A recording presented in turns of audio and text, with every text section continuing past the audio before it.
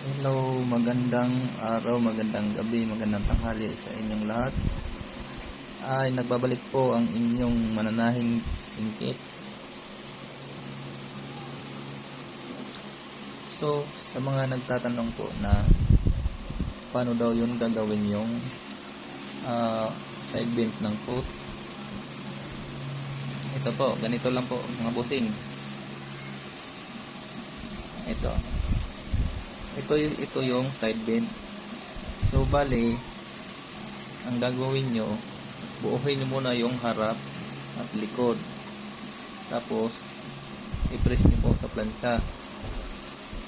Pagkatapos ganyan, i-press nyo sa plancha. Tapos may guhit tong sa gilid, doon nyo sa itatapat yung pinagtupian nya.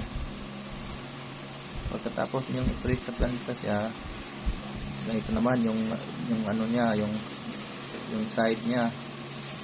May guhit din po yan dito. Itupi nyo ganyan.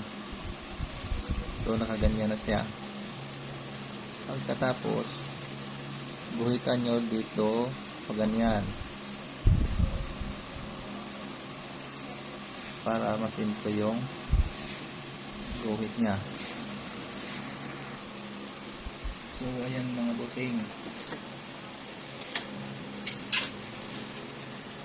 So ngayon ito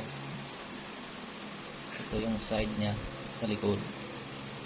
Pagkatapos kunin nyo yung sintro ng itong side nito, ianding at saka ito. Tapos anuhan nyo ng roller yan. Tapos guhitan nyo sa ilalim. Yan na. Pagkatapos nyan, guhitan nyo rin sa ilalim.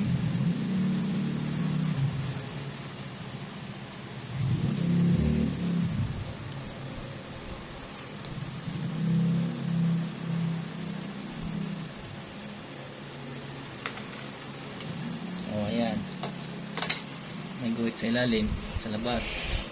Ngayon gaganyan nyo yan, baliktarin ganyan, tapos pasadahan yan o. Yung guhit nyo kanina sa labas, doon nyo itapat yung guhit nyo sa ilalim ganyan. Ipasada natin.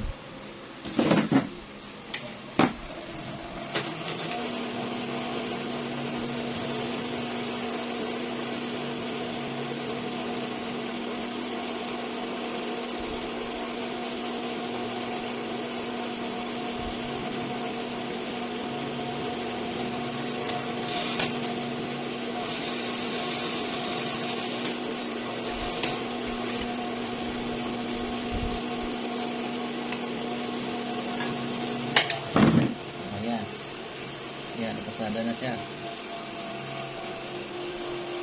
Tapos gantahin natin siya. Ganyan na naman niya yan. Itong hinlalaki nyo, yun ang ipasok nyo sa ilalim. Tapos ito dito sa labas. Sungkitin nyo itong dulo para hindi kayo mahirapan pagbaliktad. Tapos higpitan nyo ng hawak. Tapos ganyan. Di ba? Ganyan lang kadali. Tapos para makinis ang tingnan, plansahin nyo.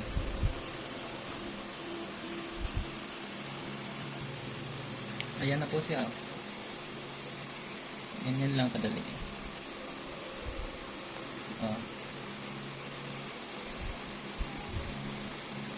Side bend na. Tapos guhitan nyo naman ng dito sa ano nya, ay ito siya. Guhitan nyo ng Dixon para naman pagpatakan itong lining. So ganyan lang siya kadali.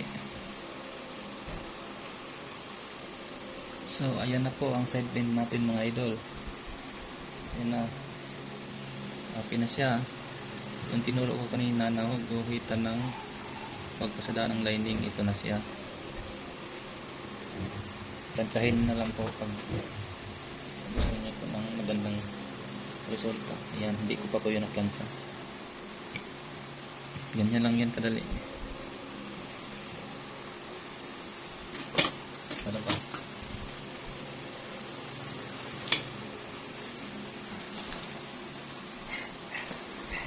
Ayan.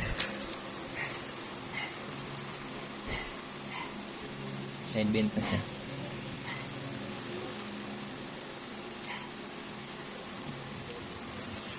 So, kinatayo sa side bend. So, ngayon po,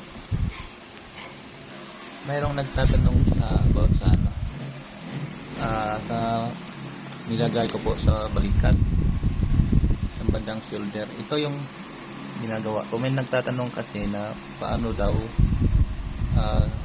ginagawang bias ito. Ito yung tela niya. Yung pag-upit ko nito, binayas ko para siya bumanat at maging ganito. Pag pinaransya ko po siya, sumusunod. Kung hindi pa siya naplansya, ganito ang itsura niya. Nung naplansya na, ganito na. Sumusunod siya pag pinaransya dahil bias ko ang pag-upit ko sa tila. Yung puti naman to sa ilalim, ito yung head cloth nilalagay sa brace. Ginagamit ko din po sa sa shoulder, pang patigas or pang martida bali. Ito yung nilalagay ko sa shoulder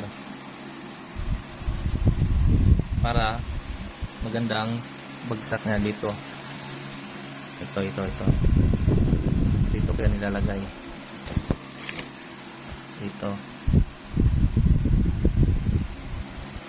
So, ayan na po. Pasensya na po ang ating mga videos, talagang hindi pa ako nakapag-upload mga ilang months dahil sa sobrang busy ng aking schedule. Sa sunod na upload ko po, kailan po kaya ito maulit muli? Grabe, ngayong December, November, daming trabaho. So, salamat sa suporta nyo sa aking channel. Ako muli ay humihingi ng pasensya sa inyo. Sana po ay subaybayan pa rin nyo po ang aking channel at huwag nyo po kayong magsawa na sumuporta po. Abang-abang na lang po sa sunod pong ipopost na video po. Maraming salamat po sa inyo mga idol, mga kasingkit. Huwag pong kalimutan nyo i-subscribe ang aking channel, Insit na Hilaw Mix Vlog. Maraming salamat po. Ayan na po ang ating finish. Ayan, side bend. Kaliwa. Ayan po. At saka yung shoulder. Makinis na makinis po yan. Partida ang taas niyan. Ayan, magkabilaan.